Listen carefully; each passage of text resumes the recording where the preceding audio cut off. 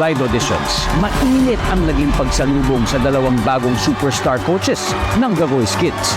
Let us formally welcome our new superstar coaches. Coach Zach, na-graduate din ng The Voice Kids. Coach Miguel at Coach Paolo of Ben and Ben, nauupo sa kauna-unahang double chair ng The Voice sa Pilipinas.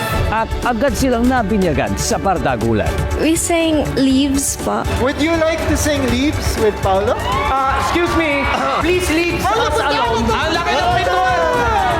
Paano ba namang hindi magkakagulo ang coaches? Umaapaw ang galing ng young talents. Tonight, the second batch of young dreamers will give it their all with the hope of making at least one chair turn.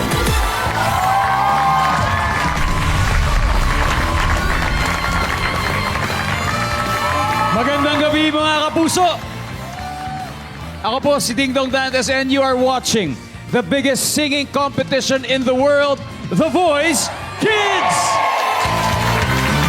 Woo! Dito po sa entabladong ito, ang mga pambatong boses ng mga batang Pinoy ang mangingibabaw, mga munting tinig dala ang malalaking pangarap.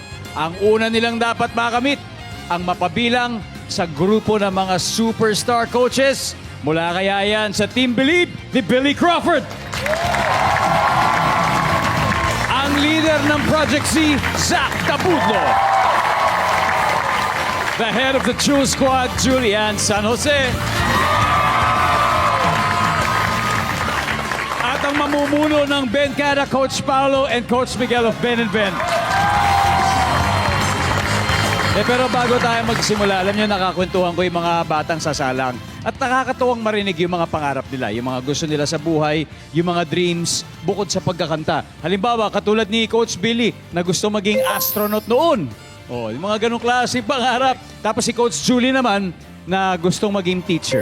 Right? Ngayon, ito naman ang gusto nating malaman. Tanungin natin, si Coach Zach, ano ba yung pangarap mo noon bago ka napunta sa pagkanta, Zach? Nung bata ko, I've always wanted to become an architect sana. Oh, wow. Yeah.